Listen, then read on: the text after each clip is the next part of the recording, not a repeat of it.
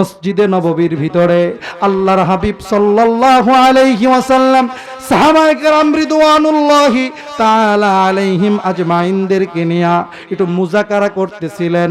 এক পর্যায়ে আল্লাহর হাবিব তাওবার গুরুত্ব ফজিলত আলোচনা করতে করতে হঠাৎ করে লক্ষ্য করলেন মসজিদে নববীর গেটের কাছে দাঁড়া সৌন্দর্য মণ্ডিত একজন ব্যক্তি, একজন মানুষ দাঁড়ায়া দাঁড়ায়া কান্না করতেছে, ফোফায়া ফোফায়া, চোখ দুইটা লাল হয়ে গেছে, চেহারাটা তার মলিন হয়ে গেছে।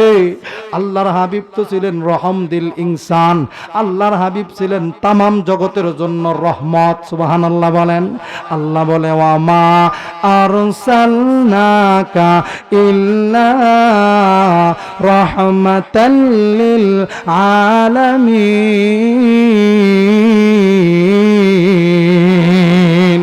আল্লাহর হাবিব তামাম জগতের জন্য রহমত। লোকটাকে কানতে দেখা তার মায়া লেগে গেল।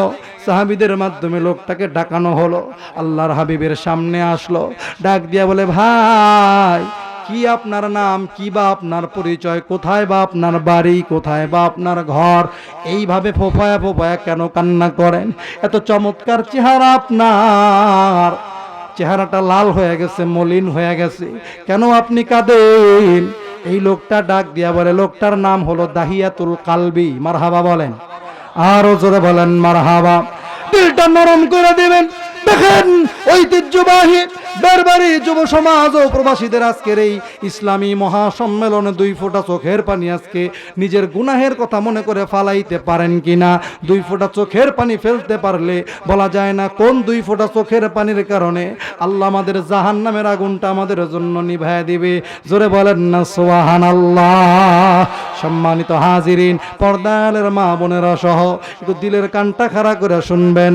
এইবার লোকটা ডাক দিয়া বলে, ইয়া রাসূলুল্লাহি, ইয়া হাবিবাল্লাহ, কি বলবো দুঃখের কথা, আমি এমন একজন অপরাধী, আমি এমন একজন নালায়েক, আমি এমন একজন নাফরমান, আমি এমন অপরাধ করছি, আমার আল্লাহ কি আমাকে কখনো মাফ করবে কিনা এই ভয়ে আমি ওখানে দাঁড়ায় দাঁড়ায় কাঁদি। আল্লাহর হাবিব অবাক হয়ে গেলেন, জিজ্ঞেস করলেন, ভাই রে কি এমন অপরাধ করেছো বলো দেখি। লোকটা রাগ দিয়ে বলে, হুজুর মূর্খতা আর জাহালা এমন ভাবেই আমাকে পেয়ে বসেছিল।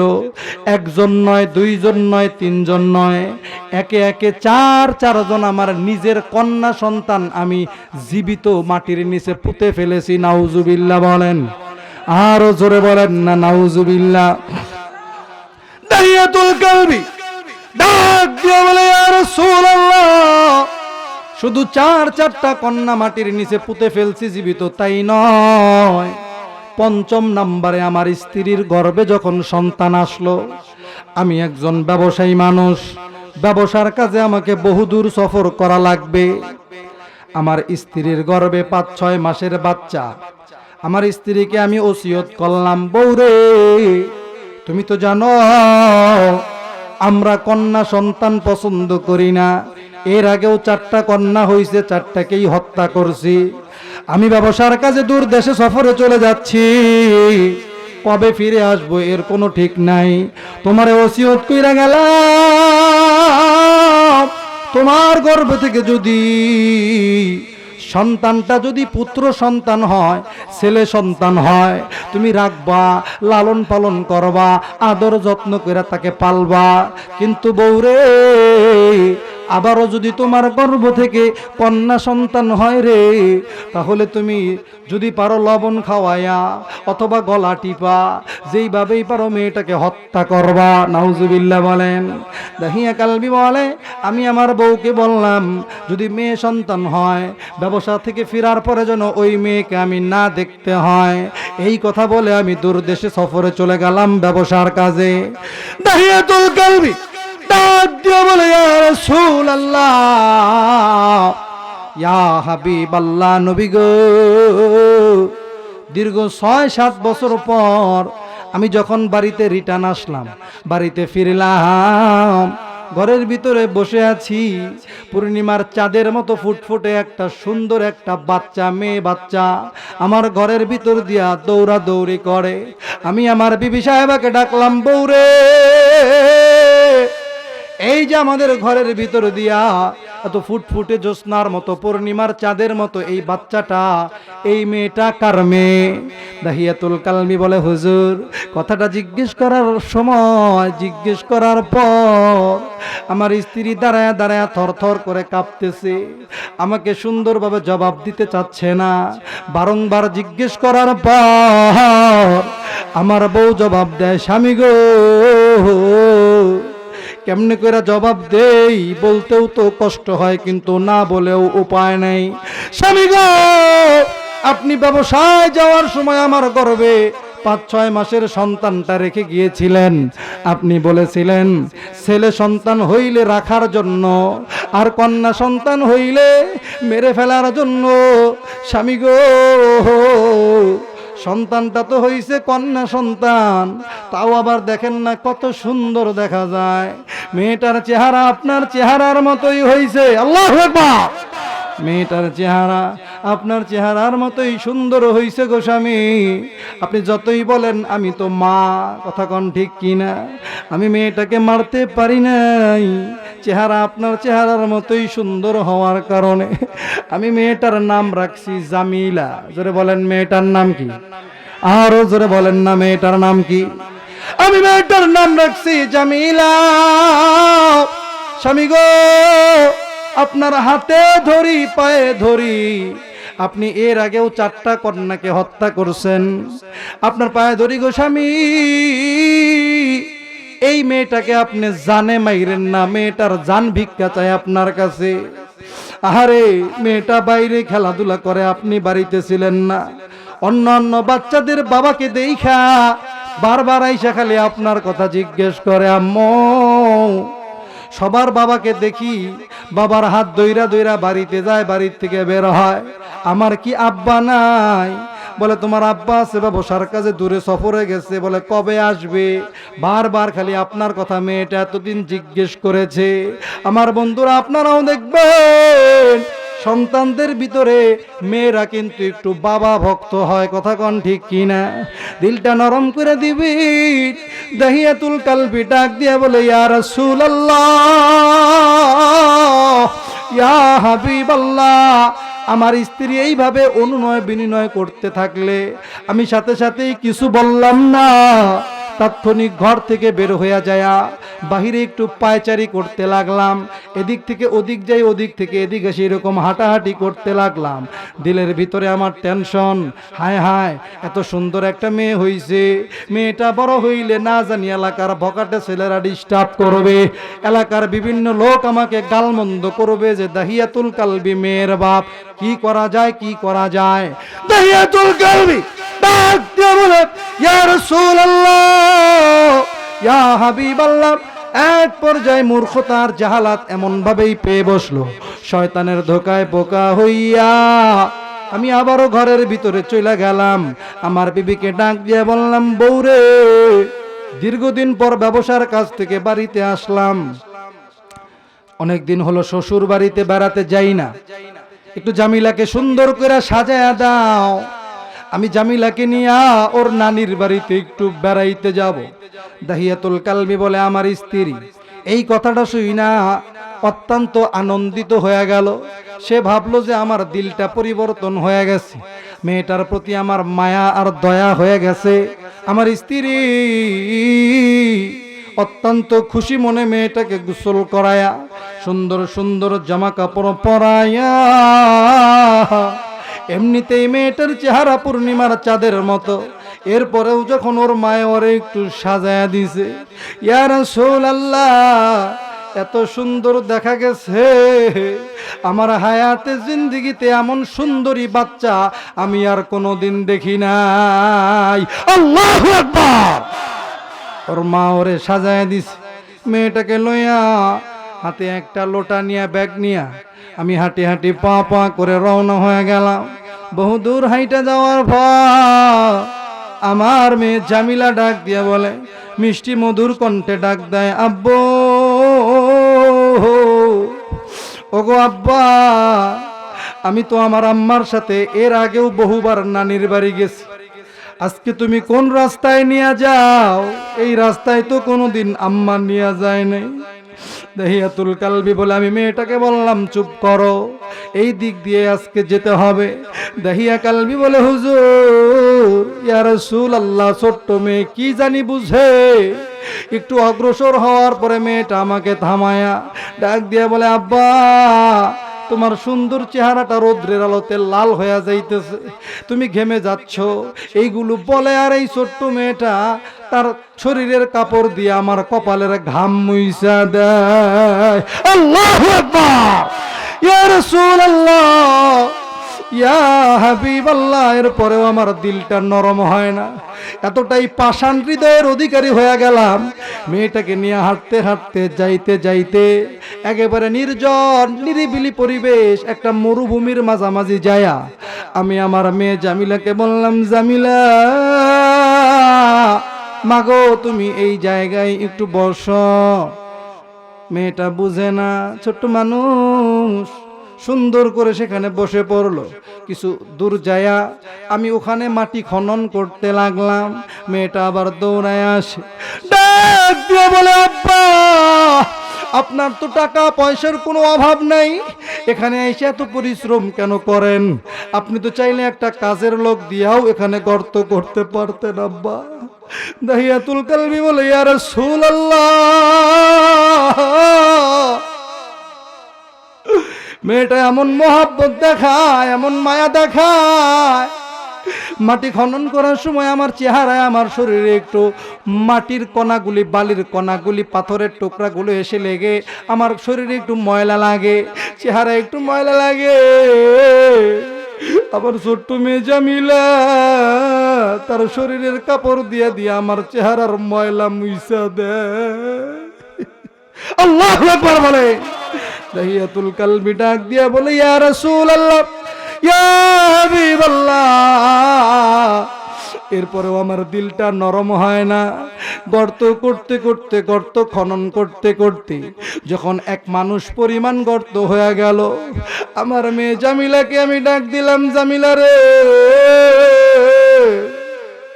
একটু এই দিকে আয় রে মা। মেয়েটা খুশি মনে দৌড়ায় আসছে, মেয়েটা বুঝে না। মেয়েটাকে বলছি, দেখো তোমার গর্তের ভিতরে কি দেখা যায়। মেয়েটা যখন গর্তের দিকে লক্ষ্য করছে, আমি এতটাই নিষ্ঠুর নির্দয় হয়ে গেলাম। মেয়েটার পিছন থেকে ঘাড় ধাক্কা দিয়া, একটা জোরে করে ধাক্কা দিয়া ওই গর্তের ভিতরে ফালাইয়া দিলা।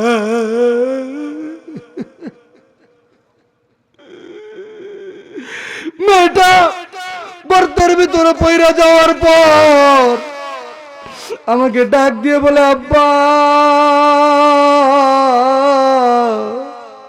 তুমি আমাকে কোন নানির বাড়ি নিয়ে যাবা আমার আর বুঝার বাকি নাই। আমার আম্মা যদি জানতো তার আদরের মেয়ে জামিলারে তুমি আইনা হত্যা করবা, তাহলে আমার মা জীবনেও কোনোদিন খুশি মনে তোমার সাথে আজকে পাঠাইতো না গো আব্বা। আব্বা গো,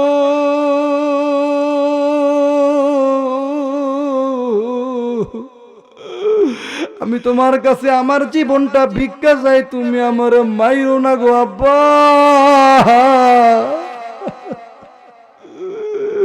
প্রয়োজনে অন্যের বাড়িতে যে কাজ করে খামু, জীবনেও আপনার বাবা বইলা পরিচয় দিব না আব্বা। আপনি আমার মাইরেন না আব্বা, আমার জানটা ভিক্ষা দিয়া দেয়। দাহিয়াতুল কালবি ডাক দিয়ে বলে ইয়া রাসূলুল্লাহ, ইয়া হাবিবাল্লাহ। মেয়েটা হাউমাউ করে কেঁদে কেঁদে এত সুন্দর করে মিষ্টি মধুর সুরে আমাকে আব্বা আব্বা বলে ডাকতেছে আর কাঁদতেছে। এরপরেও আমার দিলটা নরম হয় না। মূর্খতার জাহালাত এমন ভাবে আমাকে পেয়ে বসছে। এক পর্যায়ে মেয়েটাকে মাটি চাপা দিতে থাকলাম, মাটি চাপা দিতে দিতে দিতে দিতে এক পর্যায়ে মেয়েটার গলা পর্যন্ত যখন হয়ে গেল গো, মেয়েটা শেষবারের মতো একটা ডাক দিল, আব্বা। ও ওগো আব্বা, তুমি আমারে মাইরো না। এরপরে আবার দিল নরম হয় না, একটা বড় একটা পাথরের টুকরা হাতে নিয়ে আমার এই কচি মেয়েটার কপাল বরাবর এমন জোরে একটা ঢেল দিলাম। ঢেল দিতে দেরি হইল, জামিলার মাথার মধ্যে লাগিয়া মাথাটা ফাটিয়া কল কল করে রক্ত পড়া আরম্ভ হয়ে গেল।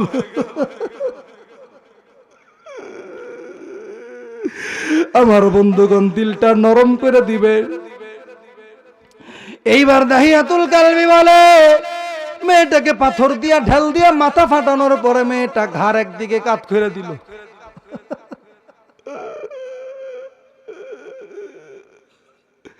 ইয়া রাসূলুল্লাহ, এরপরও আমার মায়া লাগে না। মাথা পর্যন্ত যখন একবারে ঢাকিয়া দিলাম, কিছুক্ষণ অপেক্ষা করলাম। যখন আমি মনে মনে আশ্বস্ত হলাম, শিওর হলাম যে মেয়েটা মনে হয় এখন পুরাপুরি মারা গেছে, আমার লোটাটা নিয়া আমি শূন্য হাতে মেয়েকে ছাড়া বাড়ির দিকে রওনা হয়ে গেলাম।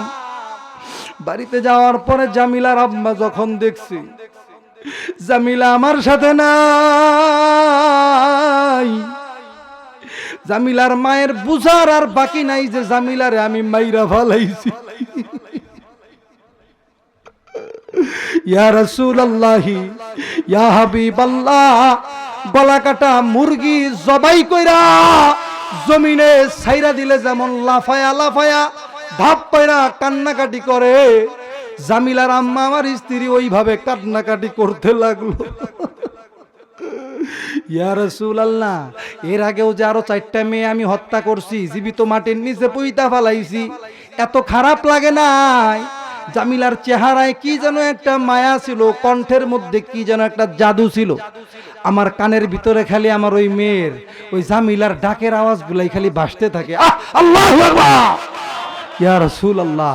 এরপর থেকে আমার কিছুই ভালো লাগে না, আমার অস্থির লাগে, খাইতে ভালো লাগে না, ঘুমাইতে ভালো লাগে না, কোনো কিছুই আমার শান্তি মতো আমি আর চলতে পারি না। ইয়া রাসূলুল্লাহ, আমি একজন মুশরিক, আমি একজন বেঈমান, আমি আপনার কাছে জানতে চাই ইয়া রাসূলুল্লাহ, আমি যদি আজকে আমার পিছনের জিন্দেগীর সব কিছুর উপরে অনুতপ্ত হইয়া লজ্জিত হইয়া আমি যদি আল্লাহর দিকে ফিরে আসতে পারি, ইসলামী সুশীতল ছায়াতলে আমি যদি আজকে আশ্রয় গ্রহণ করতে পারি, আমাকেও কি আল্লাহ মাফ করবে? আমার মতো এরকম নির্দয় নিষ্ঠুরকেও কি আল্লাহ মাফ করবে? আল্লাহর হাবিব বলেন, দাহিয়াতুল কালবি রে, আমার আল্লাহ তো বহুত বড় দয়ার সাগর, করুণার আধার। আল্লাহু আকবার বলেন। আমার বিশ্বাস, তুমি যদি অতীত জীবনের সমস্ত খারাপই বর্জন করে অনুতপ্ত হয়ে, অনুশোচিত হয়ে, লজ্জিত হয়ে সব অপরাধ ছেড়ে দিয়া আর কোন অপরাধ করবা না, এই মর্মে প্রতিজ্ঞাবদ্ধ হইয়া, সংকল্পবদ্ধ হইয়া তুমি যদি কালেমা পড়ে মুসলমান হতে পারো, ইসলামের সুশীতল ছায়াতলে আশ্রয় গ্রহণ করতে পারো, আমার বিশ্বাস, আমার আল্লাহ তুমি দাহিয়াতুল কালবিকেও মাফ করে দিবে। আরো জোরে হবে সুবহানাল্লাহ। দাহিয়াতুল কালবির চেহারা এত সুন্দর চমৎকার ছিল, কিতাবের ভিতরে পাওয়া যায়। জিব্রাইল আলাইহিস সালাতু ওয়াস সালাম দাহিয়াতুল কালবি মুসলমান হওয়ার পর বহুতবার জিব্রাইল আমিন আল্লাহর রাসূলের সামনে আসছেন দাহিয়াতুল কালবির সুরত ধারণ কইরা। সুবহানাল্লাহ। বলে ওই যে আগেই শুনলেন যে দাহিয়ার চেহারাটা অনেক সুন্দর ছিল। যাই হোক, এইরকম 5টা কন্যা জীবিত হত্যা করার পরেও সে ইসলামের সুশীতল ছায়াতলে আশ্রয় গ্রহণ করার কারণে, তাওবার মতো তাওবা করার কারণে, আল্লাহর দিকে ফিরে আসার কারণে, লজ্জিত হওয়ার কারণে, অনুতপ্ত হওয়ার কারণে আল্লাহ যদি এই দাহিয়াতুল কালবিকে মাফ করতে পারে, তাওবার মতো তাওবা করলে, খাঁটি তাওবা করলে, কালিহাতির মুসলমান, বেরবাড়ি, নাগবাড়ি, রতনগঞ্জের মুসলমান বাবারা, ভাইরা, মায়েরা, ওই আল্লাহ আমাদেরকেও মাফ করতে পারেন কি পারেন না? জোরে বলেন, পারেন কি পারেন না? আজকে আখিরি মোনাজাতের মাধ্যমে নারে তাকবীর, নারে তাকবীর, প্রধান মেহমানের আগমন, হযরতুল আল্লাম হযরত মাওলানা মুফতি